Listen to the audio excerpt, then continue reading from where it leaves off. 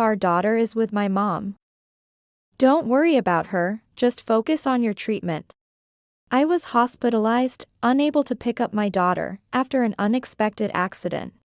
My husband reassured me that it was okay, because he had left our daughter with my mother-in-law. I went to my in-laws' house to pick her up as soon as I was discharged. What? I don't know about her. Didn't my son take her back because he said he would take care of her? That can't be true. I definitely left her with mom, right? Why would you tell such a lie? What's going on? You've never taken care of her before. There's no way you could balance work and childcare. Wait, calm down. Seeing a certain person who had just returned home, my husband, who started to panic, turned pale, then ran away. The person who appeared was indeed his archenemy, marking the beginning of his downfall. I married my husband, a colleague at the same company where I work. In my second year, a new project started, and both of us were part of this project. From a purely professional relationship, we gradually became romantically involved. And we got married 3 years later. We both worked for a while after getting married. But it was deemed unwise for a couple to be in the same department. So I was the only one transferred.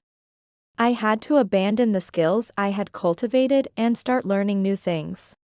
I was just starting to establish myself in the new department and build new relationships when I found out I was pregnant. And I chose to resign and become a full-time homemaker. My husband had always talked about wanting children as soon as possible after getting married. I also wanted to have children in my 20s.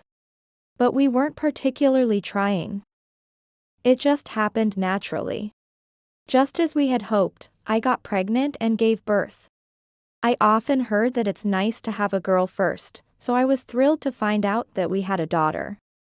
I felt a strong sense of being a mother, thinking that my husband and I would raise her together. However, my husband was different.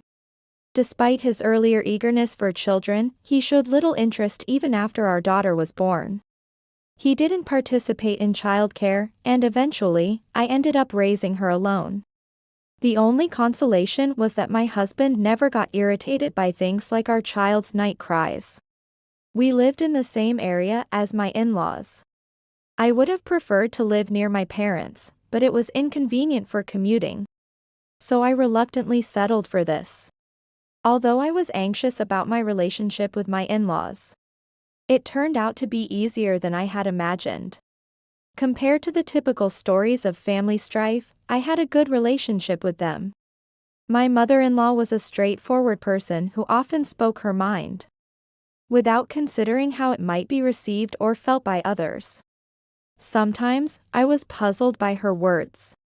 My father-in-law was a man whose motto seemed to be clean and upright. He always tried to act considering others' positions, and greatly despised those who acted against his beliefs. Yet, when it came to his granddaughter, he seemed like a completely different person. Madly in love with her, showing his affection not by spoiling her but by disciplining her effectively and loving her deeply when she did something good. He was quite a human. However, my husband considered his father terrifying, preferring to keep his distance and avoid involvement if possible. As my daughter turned 2, my husband's job became busier due to a departmental transfer. With the excuse that he was busy, he took a further distance himself from our daughter. At 2 years old, a child is curious about everything and can get into all sorts of mischief if not watched. I wasn't asking my husband to spend hours entertaining her. All I asked was that he spend some time with our daughter while I was cooking or taking a shower. However, he wouldn't listen, insisting that even the family's main breadwinner, supporting the family financially, needed to rest. When he lounged around at home, it only increased my workload, leaving me exhausted from taking care of my daughter and my husband. I was looking forward to seeing my daughter grow up, and that motivated me to keep going. But thinking about my hopeless husband, who showed no signs of growth, only added to my exhaustion. Then my husband's infidelity came to light. It started when I noticed lipstick on his shirt. Knowing he commuted on crowded buses, it wouldn't have been surprising if it got there accidentally. If he had used that as his excuse, I probably wouldn't have suspected infidelity and would have let it slide. However, he acted suspiciously when I just asked him, "What's this lipstick from?" His face contorted, his eyes darted around, and he just stammered without saying anything coherent. "Don't tell me, are you cheating?" "No, it was just a lapse of judgment. I was taken to a nightclub by someone from work, and..." He ended up drunk at a high-end nightclub and, apparently, woke up in a hotel room with a nightclub worker, while the woman was doing her job. The fact that it went as far as sharing a bed suggested it might have been more than just work. My husband, despite his drunken state, apologized profusely, making himself small. And I forgave him this time only, thinking that I was still a homemaker with a young daughter, and didn't want to put her through a divorce. But if something like this happens again, we'll divorce then. And I'll demand double the child support and property division, including what's due this time. Understood. I'll keep that in mind and never betray you again. Trying to make up for his actions, my husband, who had previously shown no interest in our daughter, began to smile at her and suggested playing with her. Although I found it insincere and ridiculous, I didn't object, hoping this might lead to him actually playing with her. Isn't that great? Daddy's going to play with you. At first, my daughter was surprised but soon climbed onto his lap, asking him to read a storybook. This was the scene I had dreamed of. But it was short-lived as he soon moved her off his lap and left, saying he was going to the store. After that, I never saw him interacting with our daughter again. In the end, he remained uninterested in our child, and I continued to struggle with childcare alone. These days continued as if they were the norm, with my husband still claiming to be busy with work and spending little time at home. As for the suspicions of infidelity, without end if I started, I chose to believe him when he said he was working. I thought that if he was doing something under the guise of work, it would eventually come to light at his company and I would hear about it. Even after resigning, I still occasionally keep in touch with ex-colleagues I became close with. My husband knew that, so I made an effort to think he wouldn't tell such lies that could easily be discovered. Then, one day, I had an unavoidable errand to run. I couldn't take my daughter with me, so I decided to book a spot at a temporary daycare. Although my in-laws had told me not to hesitate to ask them for help, I was afraid of becoming too dependent on their support. If my husband had participated more in childcare, it would have been easier to ask in-laws for help. Thinking this, I left my daughter at the temporary daycare, and she started fussing as she didn't want to be separated from me. My daughter is active and a bit restless. She didn't want to leave my side. The childcare worker managed to distract her with her favorite books and toys, and I was finally able to leave. I hurried to finish my errand, trying to pick her up as soon as possible. Little did I know that this would lead to an unbelievable situation. Just as I thought I heard someone shouting, "Watch out," behind me, my consciousness was abruptly cut off. The next thing I knew, I was on a hospital bed. A runaway vehicle had crashed into the building I was in, causing a major accident involving several employees and customers. I was one of the injured customers. When I regained consciousness, a nurse explained the situation to me. As soon as I understood my circumstances, my next concern was for my daughter. The nurse told me that all my belongings were gathered on a shelf. I tried to reach for my bag, but even sitting up caused tremendous pain throughout my body. I asked the nurse to retrieve my smartphone from my bag, and I contacted my husband. Thinking it would be bad to call him at work, I sent an email, but I was restless until I received a reply. Eventually, he replied with just one word, "No problem." His brief and indifferent reply made me anxious. Not just about our daughter. He didn't ask anything about the accident or how I was injured. I later learned that it was a major accident, significant enough to be reported in the news. The driver was a young person who had been doing something dangerous. And although I was just in the wrong place at the wrong time, the police came to ask me some questions. I thought about sneaking out to check on my daughter, but I couldn't even get out of bed on my own. My husband came once to bring me a change of clothes and to handle the hospital admission procedures, but he hadn't visited since. Once I started worrying, I couldn't stop. I contacted my husband several times, and he told me that our daughter was already asleep or that his mother was taking care of her and having fun, so I shouldn't disturb them. Since that was the case, I also wanted to talk to him a bit, so I asked if I could call him. But he refused, saying he was tired from balancing unfamiliar childcare and work. And he didn't want to call because it would break his concentration. However, although very briefly and curtly, he replied to about 20% of the emails I sent.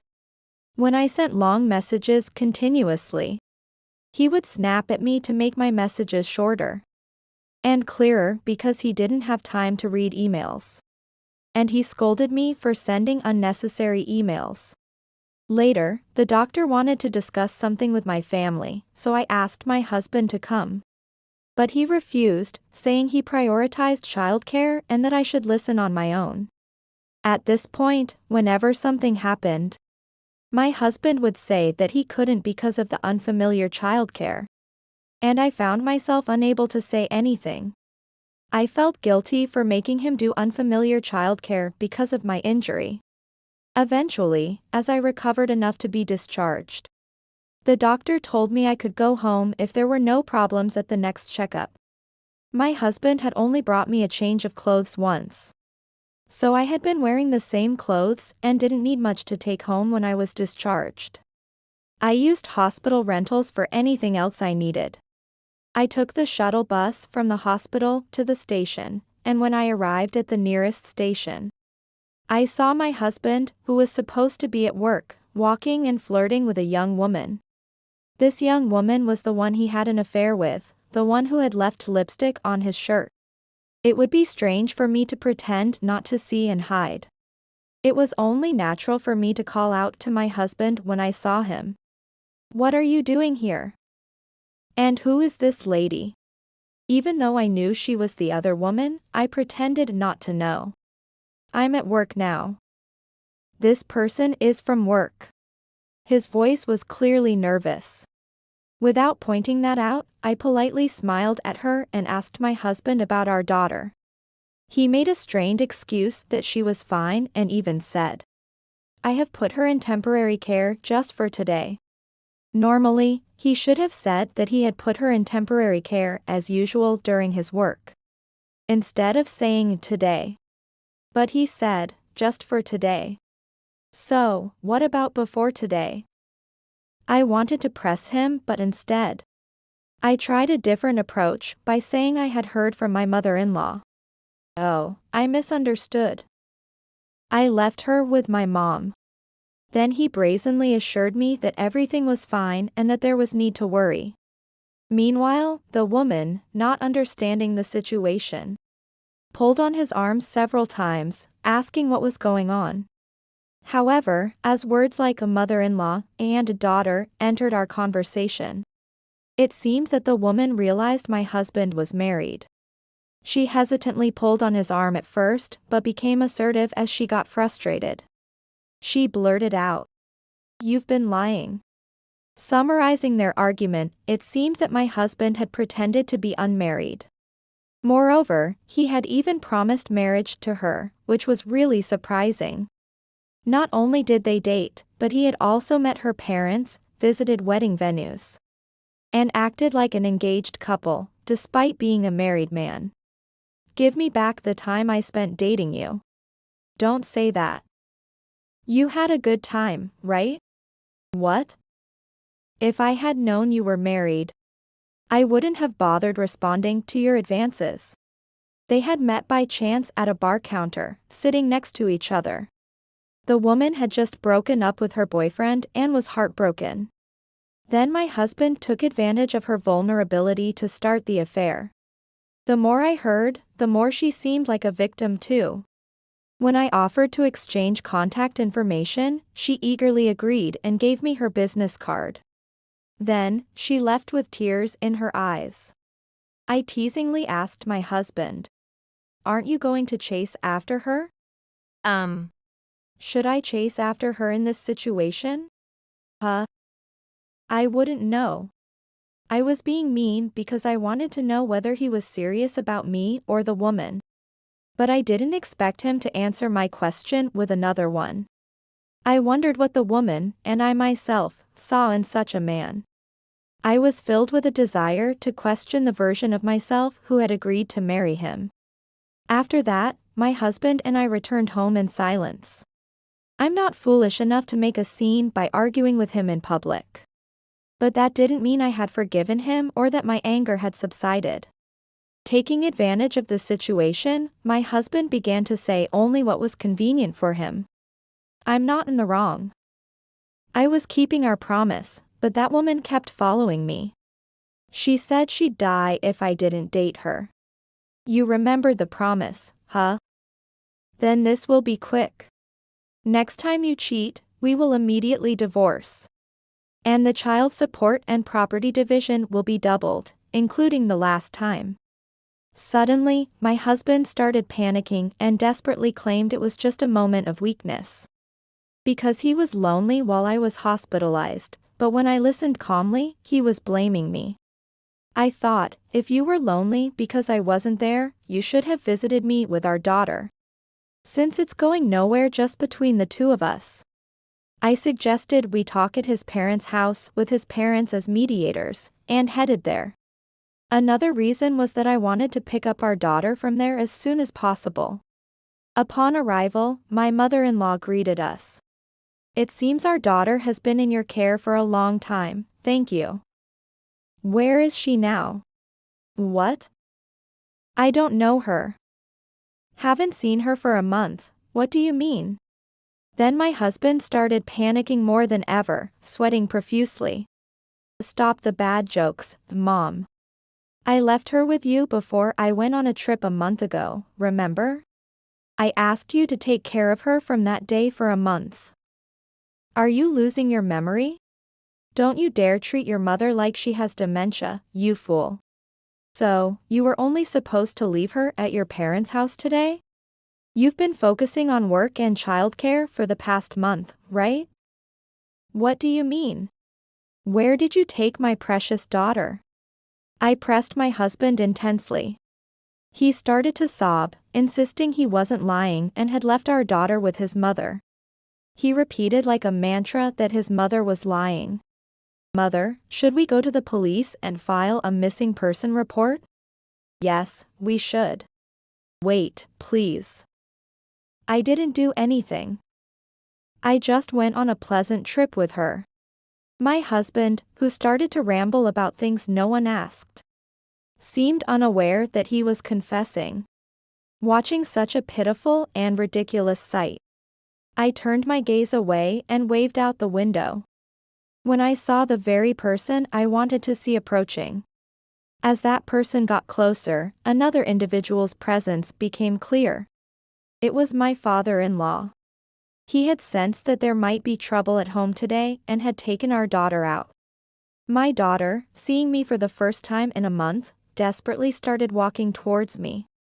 It seems he had bought her a dress fit for a princess. And she seemed to be enjoying herself in a somewhat mature manner. When my father-in-law entered the room and saw my husband, his expression turned fierce. But in front of our daughter, he quickly reverted to his usual calm demeanor and handed her over to my mother-in-law. It seemed like he knew what was about to unfold. My daughter looked puzzled as to why I wasn't holding her. But I told her I would later and to play with Grandma for now. Taking that cue, my mother-in-law began praising the dress my daughter was wearing. Pleased, my daughter quickly shifted her interest to the new clothes she had just received. And she moved to another room with her grandmother. Once my daughter and mother-in-law were fully out of sight in another room, my father-in-law's once calm expression turned fierce again. My husband, seeing his face, trembled in fear. Then, suddenly, he dashed out of the room and fled from the house barefoot, clearly intent on escaping from his father, but he was quickly caught. My father-in-law is in good shape and moves swiftly despite his age. I had heard he played some sport when he was younger, but if my memory serves me right, it wasn't a sport that particularly involved running. Now, you might wonder how well I coordinated with my in-laws. It all started when I got a scolding call from my mother-in-law.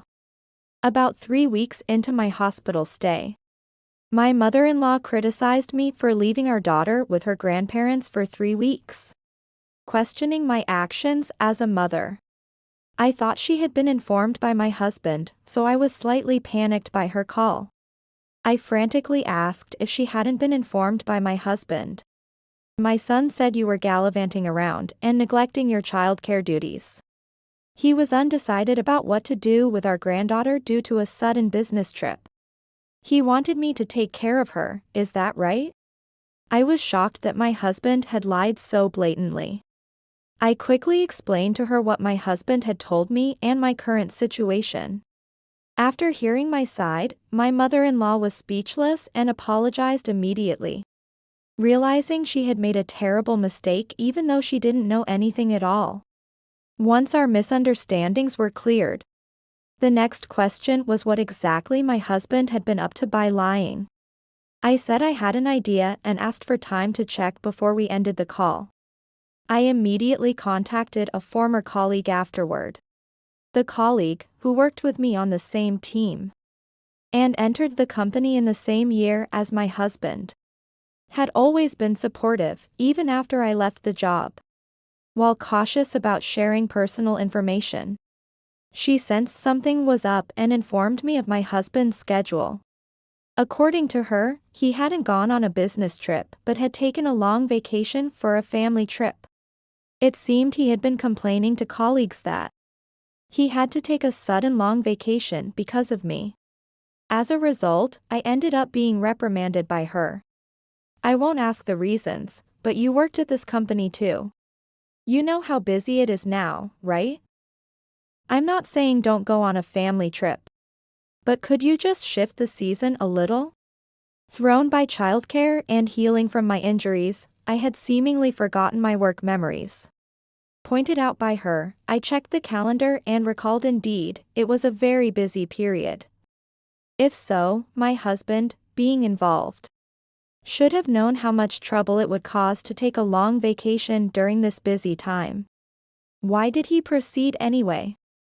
I tried to stop my former colleague, who wouldn't stop complaining on the phone, explaining that I understood her point but also wanted her to hear my side.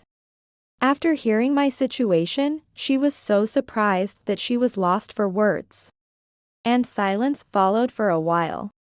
When she finally spoke, her tone was grave, and she asked to keep the call going as she wanted to check more details. After a few minutes, she had apparently opened my husband's company computer to check his history. There's a history of booking a trip for 2 right after you were admitted to the hospital.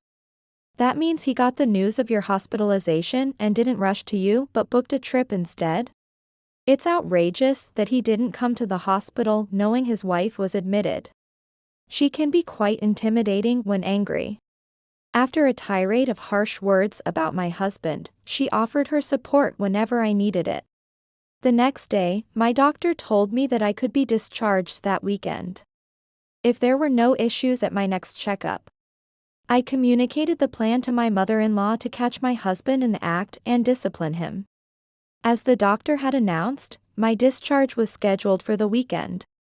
But I told my husband it would be a day later, at the beginning of the next week. Believing my discharge date without suspicion, my husband continued his affair carefree, not rescheduling his trip and enjoying it to the fullest until he was spotted by me at the nearest station. Had he listened to the doctor's explanation with me, he would have known that the discharge date could be moved up depending on my recovery. Don't run away, coward. If you didn't have a guilty conscience, you wouldn't need to run, right? This is different. It's a reflex. Don't make excuses, liar. I don't want to believe anything you say anymore. I thought you had reformed, but you continued the affair without ending it. I brought up the conditional forgiveness I had granted him last time, and told him that I was now enforcing the promises made then. Immediate divorce, and the money doubled. I stated that it was irreversible. My husband then tried to blame the persistence of the woman he was with, saying she wouldn't break up unless he took her on a trip. However, after being yelled at by my father-in-law to stop it, my husband shrank back and became silent, unable to respond. The plan was to discipline him, but it worked better than expected. The reason for its success was, more than anything, my husband's foolishness. His lies were exposed in broad daylight, and the repercussions spread further than expected. First, I communicated several times with the other woman to verify his claims. She provided evidence such as photos with her family, brochures from when they visited wedding venues, business cards from staff who assisted them, and details from trying on wedding dresses and viewing engagement rings. The more I heard, the more I realized she wasn't just a fling, but another victim of my husband's deceit, much like myself. I shared with her all the lies my husband had told me. She had no intention of marrying a married man, and even now that she knew the truth, she didn't intend to take him from me. She offered to return him to me, but I had no use for him either. After a while, the woman formally demanded compensation for the broken engagement. Furthermore, her parents started making noise, claiming their daughter was deceived by a heartless marriage scammer, and filed a police report. By that time, my divorce from my husband had been finalized, so my daughter and I were not affected. The case of my husband's suspected marriage fraud was headed towards a settlement with a hefty compensation. However, I doubted he could pay such a large amount, and this intuition proved correct. He sought help from his parents' home, but his plea was in vain as they ultimately disowned him, disgusted by his actions. His company, too, finally decided to act, having previously been dissatisfied with his poor work attitude. My husband had used the company computer for personal vacation bookings, and had stubbornly taken long leaves without reading the room. It would have been tolerable if it was just about family, but traveling with a mistress and facing accusations of marriage fraud was too much to defend. He was relegated to a less critical department, rumored to be a stepping stone to layoffs. The gossip about his affair spread there too, and they talked behind his back, making his situation uncomfortable. Yet, he couldn't quit because he had to pay a large amount of childcare and property division over many years. He has reportedly gained weight from stress and lost much of his hair, becoming unrecognizable.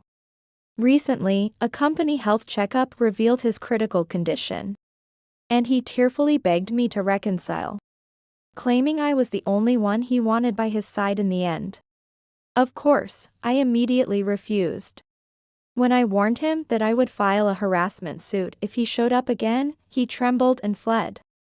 It seems he was quite frightened during the police interrogations about the marriage fraud case. I moved closer to my parents' home and now live modestly but happily with my daughter.